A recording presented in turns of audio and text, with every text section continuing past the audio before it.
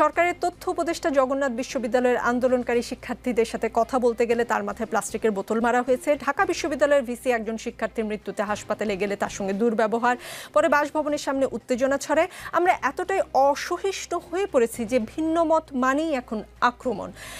শান্তিমতো বসে আলোচনার দরকার নেই, সর্বত্র যেন দাঙ্গার মনোভাব।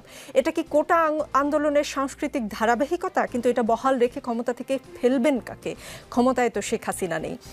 এই প্রেক্ষাপটে ডক্টর ইউনূসের নীরবতা চোখে পড়ার মতো। তিনি রেকর্ড সংখ্যক বিদেশ ভ্রমণ, লেকচার, সম্মেলন আর অভ্যর্থনাকে গুরুত্ব দিয়ে চলছেন।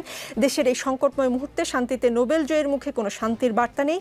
প্রতিহিংসা, সমাজকে টুকরো টুকরো করা আর সর্বত্র অশান্তি জিয়ে রাখার মধ্যেই যেন তার শাসনের সবচেয়ে বড় পুরস্কার আমরা ভোগ করছি। প্রতিহিংসা, বৈভক্তির মধ্যে উপদেষ্টার শান্তির, প্রধান উপদেষ্টার শান্তির কথাগুলো বলছে। বিভিন্ন প্রান্তে সমবেত হয়ে অনেকেই জাতীয় সঙ্গীত গাইছে। কেন জাতীয় সঙ্গীতকেই ইনসিকিউরিটির মধ্যে পড়ে গেল নাকি? না, এটা জানেন?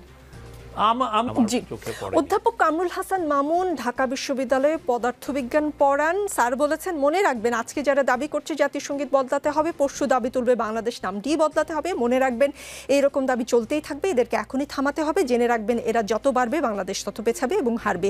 এই দেশটিকে সেই হারের পথে যেতে দিয়েন না প্লিজ। সরকারের হানিমুন পিরিয়ড গত হয়েছে বেশ আগেই। সরকার এখনো আসলে একাডেমিক